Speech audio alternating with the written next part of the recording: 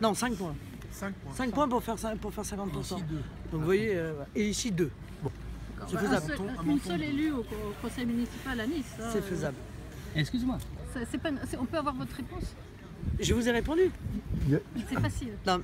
Non, mais je dis pas que c'est facile. Moi, je suis, encore une fois, dans une élection présidentielle où je pense que c'est l'avenir du pays qui est en jeu. Voilà, c'est un véritable choix de civilisation que les Français vont devoir faire.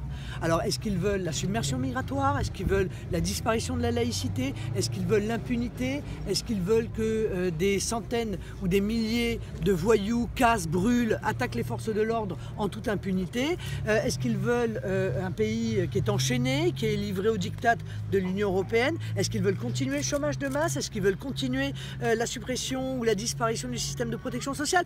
Tous les enjeux, ils sont là, ils sont contenus dans cette élection présidentielle. Eh bien moi, je pense que les idées que je défends sont majoritaires. Voilà. Et que les Français vont se rendre compte que dans le choix qui leur sera proposé dans le cadre de ce second tour de la présidentielle, je pense qu'ils voteront France. Excuse-moi, je suis une journaliste italienne. Qu'est-ce que nous parlons de l'immigration clandestine? Qu'est-ce qu'on peut dire à les autorités italiennes pour arrêter cette immigration à cette frontière?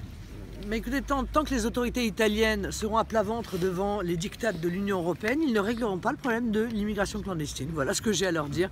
Car le seul moyen de régler le problème de l'immigration clandestine, c'est de passer des accords bilatéraux entre la France et l'Italie, que nos navires interceptent les bateaux de migrants, les mettent en sécurité et les ramènent à leur point de départ. Voilà. Car à partir du moment où on intercepte les migrants pour pouvoir les ramener sur les rives européennes, eh bien, ce seront demain 2 fois, 3 fois, 5 fois, 10 fois le nombre de gens qui ont déjà tenté la traversée, qui la tenteront d'ailleurs avec les conséquences catastrophiques que l'on connaît, hein, puisque je crois que nous en sommes à 3000 morts dans la Méditerranée, ce qui est un drame humain absolument épouvantable. Donc le seul moyen, c'est de changer radicalement la politique qui a été menée jusqu'à présent, parce que chaque fois qu'un clandestin pose le pied sur une rive de l'Union européenne, eh bien ce sont 10 autres qui se disent qu'ils vont tenter la même chose.